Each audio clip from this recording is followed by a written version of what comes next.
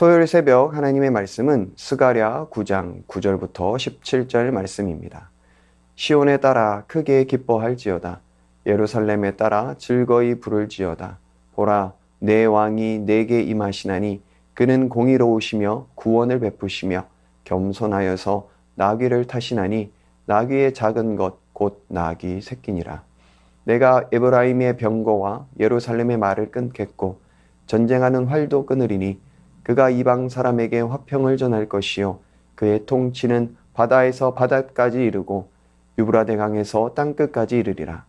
또 너로 말할진대 내 언약의 피로 말미암아 내가 내 갇힌 자들을 물 없는 구덩이에서 놓았나니 갇혀 있으나 소망을 품은 자들아 너희는 요새로 돌아올지니라.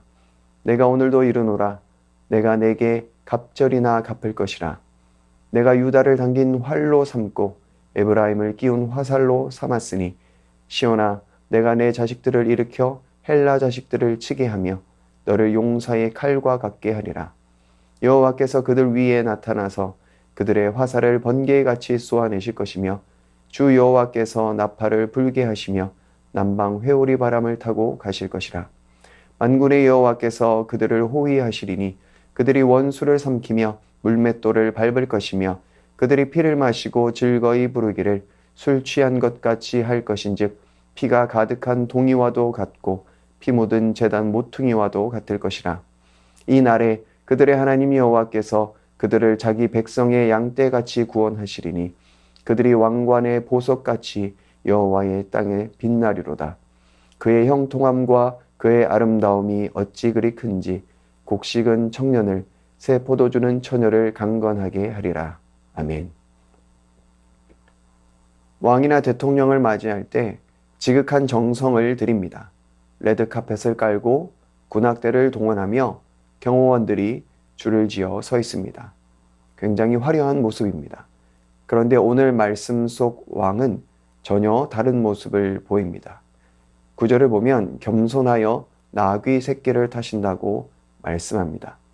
세상에 그 어떤 화려함도 없고 무력도 없습니다. 그런데 이 왕이 온 세상을 다스릴 것이라 말씀하십니다. 백성을 구원하고 영원한 평화를 주실 것이라 말씀하십니다. 그러하기에 크게 기뻐하라고 말씀하십니다. 오늘 본문에 등장하는 이 메시아의 신 왕이 어떤 모습을 보이는지 함께 살펴보겠습니다.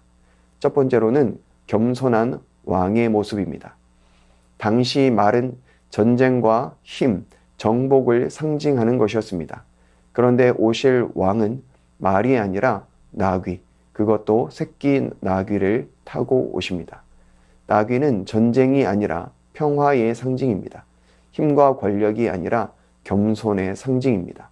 만왕의 왕이신 예수님께서 십자가를 지시기 위해 예루살렘에 들어가실 때 그대로 이루어졌습니다. 세상은 힘과 권력을 자랑합니다. 하지만 주님께서는 힘과 과시가 아니라 겸손과 섬김 속에서 일하십니다. 그의 백성인 우리도 마찬가지입니다. 관계 속에서 힘으로 누르기보다 겸손히 들어주고 낮아지는 모습이 필요합니다. 세상은 높아져야 산다고 하지만 하나님은 낮아진 자를 들어 쓰십니다. 멋진 말을 타며 나를 자랑하기보다 나귀를 타며 예수 그리스도를 자랑하는 우리가 되기를 축복합니다. 두 번째로는 평화를 주시는 왕입니다. 10절을 보면 하나님께서 전쟁 무기를 없애버리십니다. 이방 사람에게 화평을 전하겠다 말씀하십니다. 그 다스림이 바다에서 바다까지 온 세상에 미칩니다. 이 평화는 그냥 전쟁이 멈춘 상태가 아닙니다. 하나님과의 관계가 회복될 때 오는 참된 평화입니다. 우리 인생의 평화도 마찬가지입니다. 바람잘 없는 우리 인생의 평안과 평화는 돈으로 오는 것도 권력으로 오는 것도 아닙니다. 하나님으로부터 오는 것입니다. 오늘도 그 평화를 누리지 못하는 많은 사람들이 있습니다. 이 세상에 참된 평화를 주시기 위해 오신 예수님처럼 우리도 그 평화의 통로가 되어야 합니다. 우리의 가정 가운데 또 직장에서 이웃과의 관계에서 평화를 전하는 삶이 되기를 원합니다. 세 번째로는 포로를 자유케 하십니다. 11절에 언약의 피로 포로들을 놓아주신다고 하십니다. 여기서 언약의 피는 궁극적으로 예수님의 십자가 피를 가리킵니다. 그 피 때문에 절망에 앉아있던 자들이 소망을 품고 요새로 돌아옵니다. 하나님의 품으로 돌아가는 것입니다. 그리고 네 번째로는 승리와 회복을 주십니다. 13절부터는 하나님이 자기 백성을 활과 화살처럼 사용하신다고 하십니다. 대적을 무너뜨리시고 16절 말씀처럼 양떼같이 구원하십니다.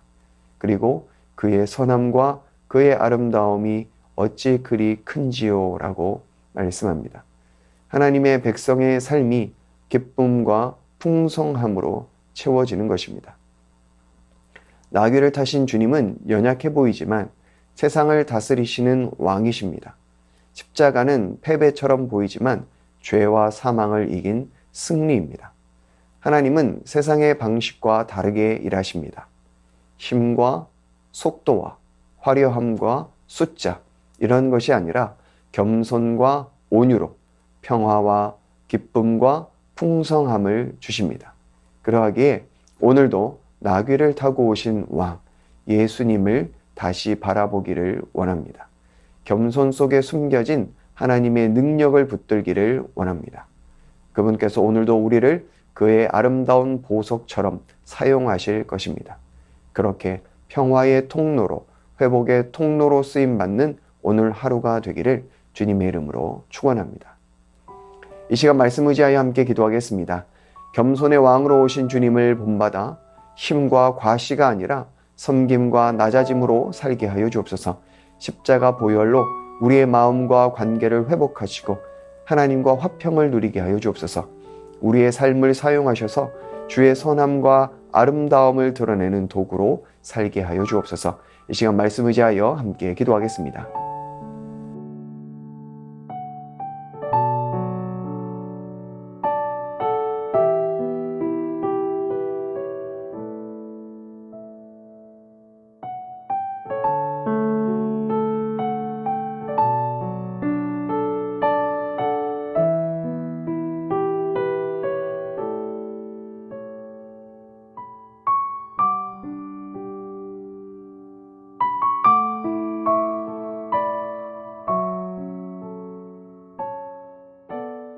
계속해서 나라와 민족과 열방을 위해서 기도하겠습니다. 위정자들과 공직자들이 하나님을 경외하게 하시고 가난하고 소외된 이웃들을 돌아보는 이 나라 되게 하여 주옵소서. 남북 관계가 사랑과 복음으로 하나 되게 하시어 평화를 전하는 민족이 되게 하여 주옵소서. 기상이변으로 인한 재해와 전쟁으로 인해 신음하는 열방을 불쌍히 여기시고 주의 참된 평화가 임하게 하여 주옵소서. 계속해서 나라와 민족과 열방을 위해서 함께 기도하겠습니다.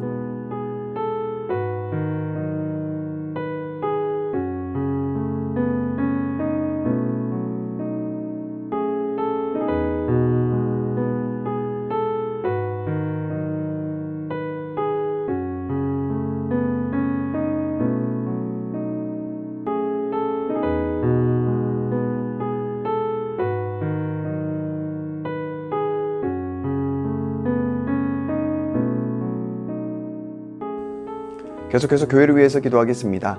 폭염과 폭우 속에서도 시니어 어르신들과 온 성도님들 강건하게 하옵소서. 주일 말씀을 기억하며 하나님의 주권과 왕권을 세상에 선포하는 새손의 성도들 되게 하옵소서. 담임 목사님 날마다 성령 충만케 하시고 오늘까지 진행되는 위더스 리트릿 가운데 크신 은혜를 허락하여 주옵소서. 계속해서 교회를 위해서 함께 기도하겠습니다.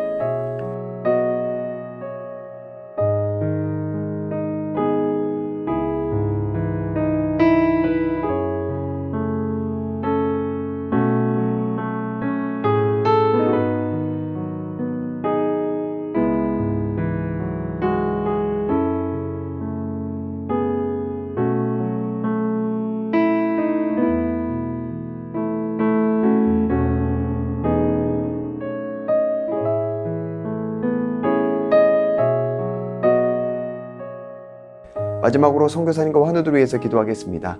K국 연미족 정부흥 선교사님, 기도하며 만나고 있는 현지인들이 하나님의 자녀가 되게 하여 주옵소서. 한국 일정을 소화하고 있는 가족들이 은혜 가운데 거하게 하시고 무사히 귀국하게 하옵소서. 환우분들을 위해 기도하실 때 송영옥 권사님, 신장에 물혹이 생겨 그 영향으로 복부 통증이 있습니다. 치료를 통해 물혹이 없어져 통증이 사라지고 일상을 회복하게 하옵소서. 항공 집사님, 고관절 수술 이후 회복 중에 있습니다. 몸과 마음이 속히 회복되도록 치유의 손길로 인도하옵소서. 조정순 권사님 남편 되시는 백형원님, 뇌출혈로 입원 중입니다. 일반 병실로 옮겨 재활치료와 언어치료 중입니다. 회복시켜 주시고 일상생활이 가능하게 하옵소서. 박훈규 집사님, 뇌경색 치료 후 재활을 통해 나아지고 있습니다. 리을 발음이 잘 안 되는데 혀가 풀리고 잘 회복할 수 있는 은혜를 주옵소서. 박세현 집사님, 유방암 발병 이후 뼈로 전이된 상황 가운데 있습니다.